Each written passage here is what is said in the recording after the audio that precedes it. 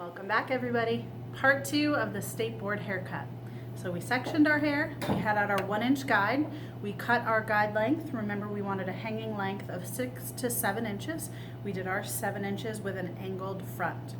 So the state board says that when you start in the back section, you can cut from the crown to the nape or the nape to the crown. Choice is yours.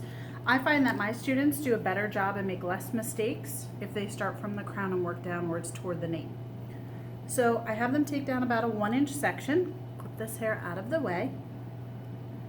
Make sure you're palming your shears, holding the hair straight out, 90 degrees from the head, measuring to 7 inches. Don't cut past your second knuckle. You're going to be nervous. So the more nervous you are, and if you're a little bit shaky, the chances of you cutting yourself, I would say, are greater.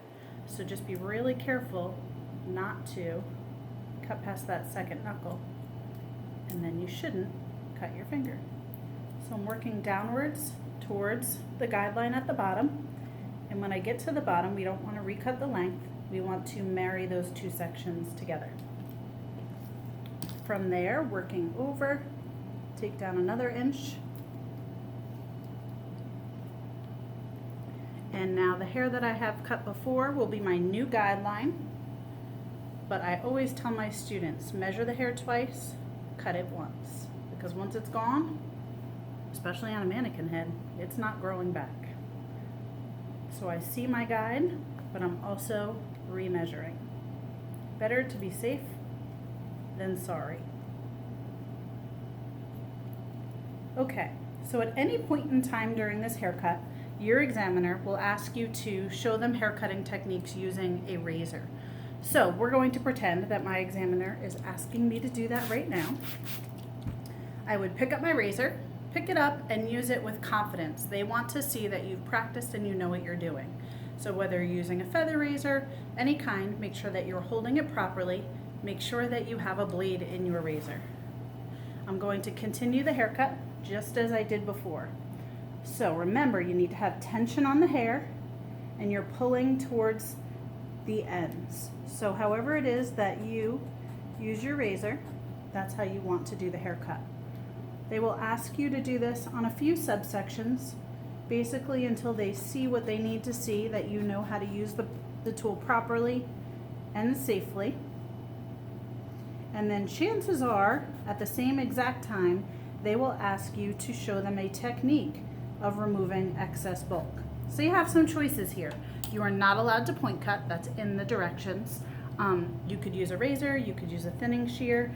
I'll show you a few different techniques right now. You only need to show one.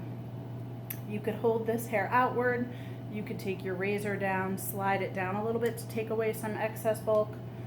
You could take your razor and go through with the edge of it and take some hair out, maybe using a pattern. You could take a small subsection of hair, twist it, maybe slide your razor down it to take out some bulk that way. Just gonna clip this hair up out of the way. And then there's always the easy to remember, you don't have to worry about it very much. Take out your thinning shear, take a small subsection of hair.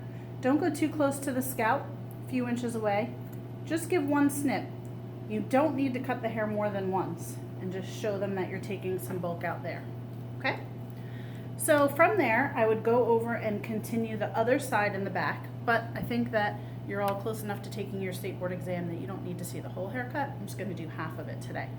But before I do that, I wanna remind you that you need to take vertical partings while doing the haircut. However, cross-checking the hair, which would mean holding the hair horizontally, is allowed. And then if you have any little straggly pieces that you need to clean up, you can do that. Make sure when you're cross-checking horizontally that you're holding the hair at that 90 degrees. If you're holding it at a different angle, you're going to have a different result. Now I have some hair that's shedding from the thinning shear. Okay, so I would go back and finish the other back section next. And then after I do that, I like to work my way to the front. So I worked my way from the back of the side section and then moving this way. So take this hair, again, hold it at 90 degrees from the head. If you're not sure where 90 degrees is, you can always take the end of your comb flat against the head, and that will show you where that 90 degrees is. Even though I see my guide, hold my comb up, measure, moving downward, same thing. And then when you get right down here to the bottom, you want to make sure you marry it to your guide. You might have to, right around here around the hairline, you might have to hold the hair up just a little bit higher than 90 degrees. The reason for that is the hairline on the back of the mannequin head, or a person, comes all the way down here to the nape area. On a real person and a mannequin, the hairline starts above the ear and then goes downward. So to kind of make sure that you blend that together, you need to hold that hair up just a little bit higher. Last section right here. Hold this up, measure.